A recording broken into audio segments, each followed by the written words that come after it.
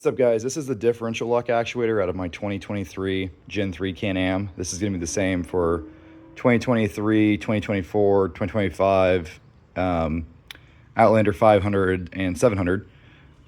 Yeah, so this does four-wheel drive and diff lock, and mine started acting up because, you see it's nasty in there. My connector got pulled off one time at Rancho, and it got water in it.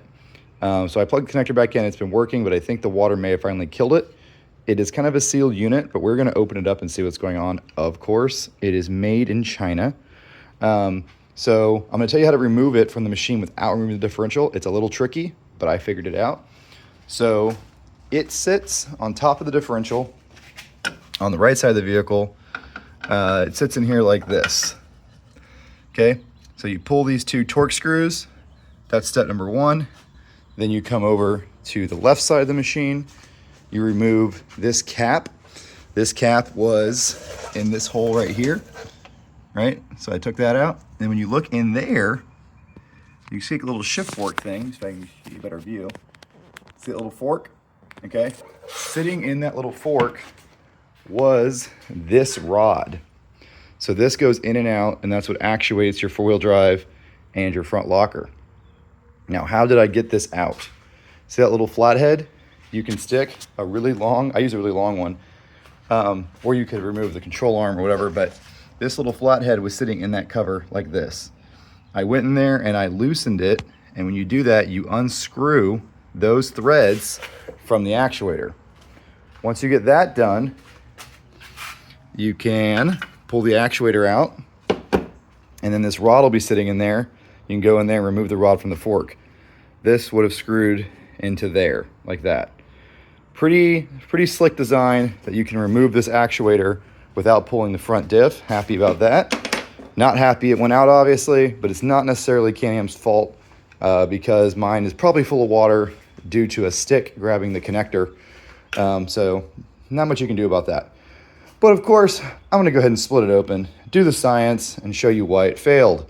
But that's how to remove it, and to install it, do the opposite thing, right? Put the rod in the slot, carefully put this in, get the rod in the hole, screw the rod into the actuator, and then fasten it down, and it should work just fine. All right, I got the actuator open. It is extremely cheap looking, I'm not gonna lie. I opened it with a hammer and a chisel because there's no screws, the lid's just glued on.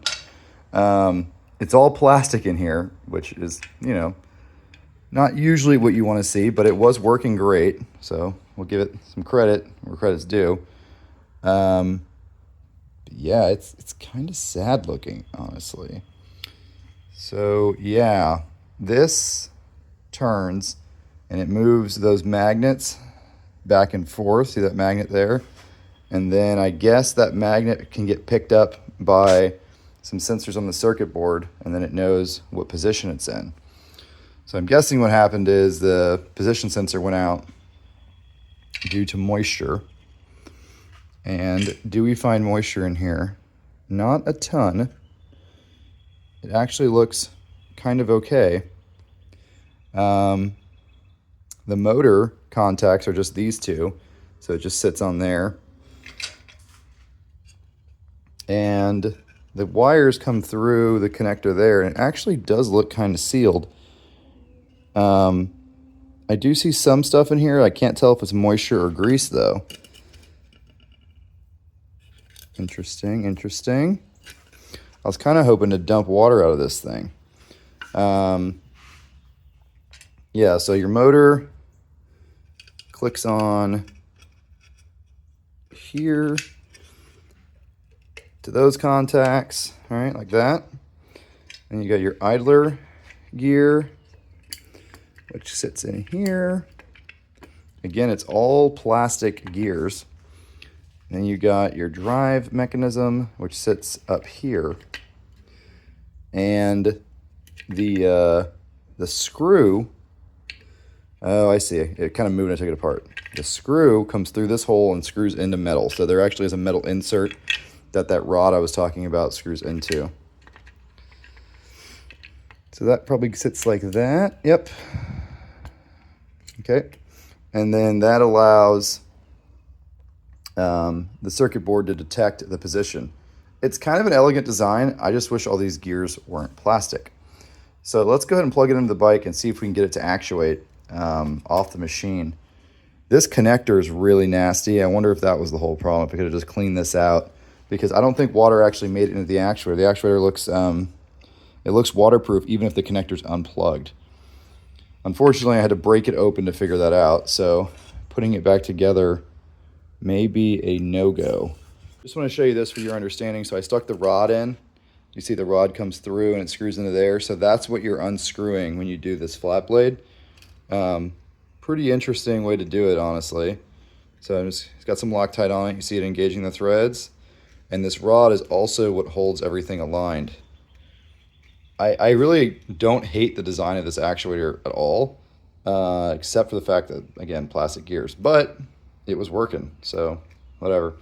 Let's plug it in so we get some signs of life out of it. I'm gonna clean out this connector first with some badass electrical parts cleaner, and then we're gonna put some of this. Improves oxidation, removes oxidation, improves connection. This stuff's good. So as soon as I cleaned out the connector and plugged it in, it actually works. So I kind of just smoked my actuator for no reason. I'll probably try to glue it back together and see if I can make it waterproof.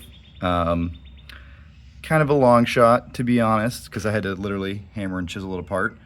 But I think most of the issue was the corrosion in the connector, because these wires where they come through the housing are separate. It's actually a very waterproof unit.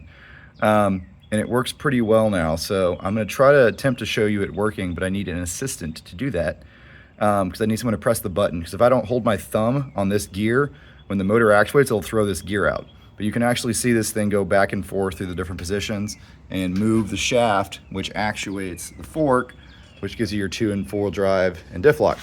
All right, a couple hours later, we have my assistant here so we can do this video. Charlie, go ahead and turn it on. Oh, yeah, actually, no, you can turn the motor off. Just toggle that switch back to on, and then just hit the 4-wheel drive button. Now it should work. You woke it up. Look at that. So what's that, diff lock or what? Front diff lock. Nice. Now I got a 4-wheel drive. Now I got a 2-wheel drive. Front diff lock, yeah. That's 2-wheel drive? Yeah. Okay. Now I go to 4. That doesn't sound very happy, but I mean, the cover isn't on. I'm using my thumb. Okay, now I go to diff lock. Turned it out. Oh, hit the green button to wake it up. There you go. Dude, that's pretty sweet. And you see it just moving the shaft in and out. So obviously I opened it up now. It works. I think the problem was the corrosion in the connector.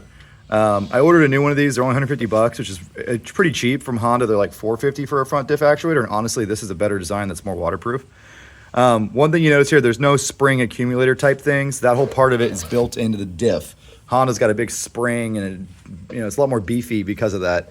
So what we're gonna do is we're gonna try to glue this cover back on with some Ultra Black for now, put it in the vise for a couple hours, and then we're gonna reinstall it and see how long it works. Before I do another big serious ride like Brick Lake, I'm obviously gonna install the good one and bring this as a backup probably. All right, I'm reinstalling the actuator. So I got the shaft we were talking about earlier. I got the shaft in there, and it's sitting in the shift fork thing. And I stuck a magnet through the hole on this side. And what the magnet's doing is it's keeping it aligned, because you don't have anything on there. That little shift fork can kind of fall down. So the magnet's kind of holding it in place, keeping it aligned. Now I can stick the actuator in, screw the shaft into the actuator, and we'll see if it works.